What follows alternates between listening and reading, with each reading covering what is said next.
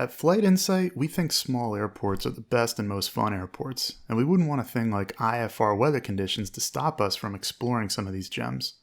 So let's talk about departing an uncontrolled, or as they're officially known, pilot-controlled airport under IFR, from picking up a clearance to departing and contacting ATC.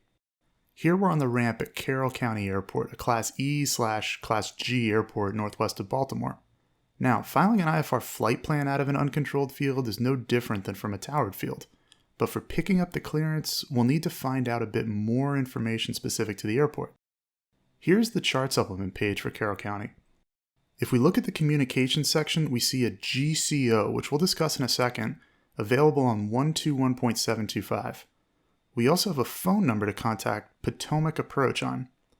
Both the GCO and the phone number will connect you to the same place at Potomac Tracon. Also, if you have an airport diagram, you'll see the GCO frequency here as well. A GCO is a ground communication outlet. It uses a radio receiver to connect through a modem to the controller issuing clearances. The way it works is you click the mic 4 times and it dials the number for Potomac Approach and connects you directly to them via radio. If that doesn't work, you can call the number listed on the chart supplement and the same person at Potomac will pick up. Some uncontrolled airports have a remote outlet that connects directly to clearance delivery instead of through the telephone line like our GCO here.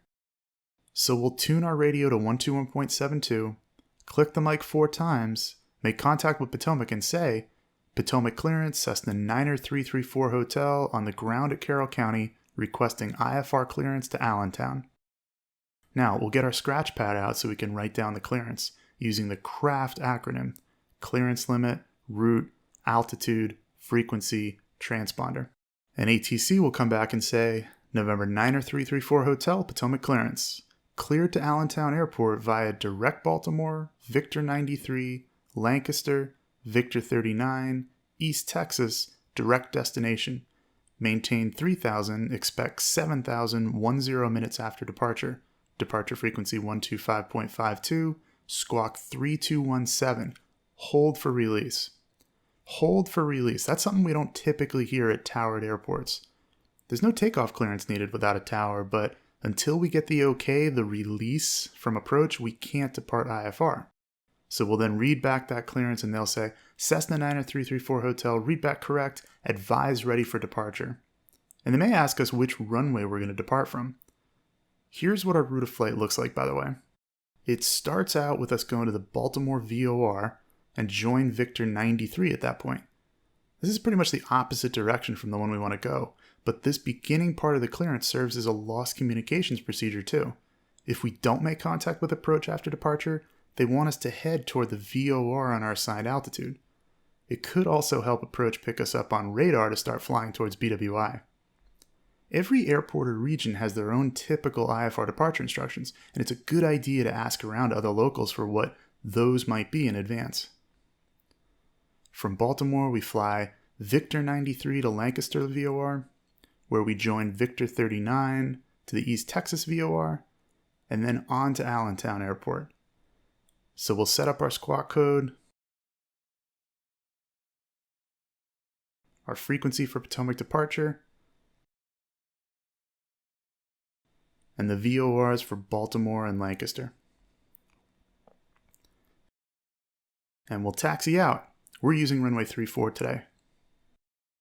Now, we can't depart under IFR until we get released from ATC. A release is a window of time that we're able to depart in. At uncontrolled airports, only one aircraft is able to depart or land under IFR at a time. So when we're released for departure, no other IFR aircraft can land or depart. An inbound aircraft will have to hold here and wait until we've departed, before ATC will give them a clearance to proceed with the approach and land. By the same token, if one aircraft lands under IFR, taxis onto the ramp and shuts down, but doesn't close its flight plan, the airspace still belongs to that plane, and anyone else trying to arrive IFR behind it will have to hold. The time to close your IFR flight plan is right after you've landed and taxied off the runway, and not an hour or so later when you're hanging out with your friends and suddenly remember. So we should ask Potomac for our release only when we're ready to depart. we'll contact them again through either the GCO or on our cell phone and say, Potomac clearance, Cessna 90334 Hotel is number 1 and ready, runway 34 at Carroll County. They'll want to know which runway we're departing so they can make sure we're properly spaced with their IFR aircraft that may be in the area. They'll reply back with these instructions, which we'll want to jot down. Cessna 34 Hotel, release for departure at 1950 Zulu. Time now 1948 Zulu. Clearance void if not off by 1955 Zulu. Advise intentions no later than 2005 Zulu. Upon entering controlled airspace, fly heading 020. Okay, so they spit a bunch of stuff at us. They've told us that we're released at 1950 Zulu. This is the earliest we can depart. For reference, they gave us the current time of 1948 Zulu, so our release begins in 2 minutes. They also told us the clearance is void after 1955 Zulu. That's when our window closes. If we're not airborne by then, the airspace around us opens up again to IFR aircraft. This clearance void time is when we need to be wheels up by, not the time we need to contact ATC by or enter controlled airspace by. We should take off and leave the ground by 1955 Zulu. If we don't take off by 1955 Z, we need to be in touch with Potomac and let them know what our plan is by 2005 Zulu, or else they start getting worried and thinking we took off and never made it up to altitude, and they might start going through their search and rescue procedures. So definitely get in touch with them by this time. And by no means rush to get off the ground before the clearance void time. If it doesn't look like you'll be able to make the takeoff by then, just call them back and they'll give you a second release. Okay, so then lastly, they told us to enter controlled airspace heading 020. We're familiar with ATC giving us vectors when we're in flight, but this isn't really a vector. Taking off from an uncontrolled airport, we start in Class G airspace. In other words, uncontrolled airspace, where ATC doesn't give us vectors. Once we climb out above 1200 AGL, we'll be in Class Echo, controlled airspace. So what ATC is telling us is that when we climb out above 1200 AGL and enter controlled airspace, we should be on that 020 heading. So we've written all that down, and we'll read it back to ATC. Notice we've used some abbreviations that are standard for copying down IFR instructions, which you can use if you like. So here's how we'll depart. The runway elevation is 774 feet. So notice that on the altimeter. After takeoff, we'll climb to 400 feet AGL, which is the standard departure altitude to start our first turn. At that point, we'll turn right heading 020. We should be on that heading when we enter controlled airspace here at 1200 AGL. Meanwhile, once we're clear of the traffic pattern, we'll switch over to the Potomac departure frequency we were assigned in our clearance, 125.52, and say, Potomac departure, Cessna 90334 Hotel, departed Carroll County, climbing out of 1,300 for 3,000 on assigned heading 020. And we'll hear this, Cessna 34 Hotel, ident. Approach needs to radar identify us, and one of the ways they can do that is by having us hit ident on our transponder, which causes our target on their screen to blossom. It's kind of like trying to find your friend in a crowded stadium and you're on the phone with them. You say, I think I see you over there, but just give me a wave so I know it's you. So by identing, we're giving the controller a wave. They'll then say, Cessna 34 Hotel, radar contact 2 miles north of Carroll County, 1,800 feet. Now, there are a few things we might hear at this point.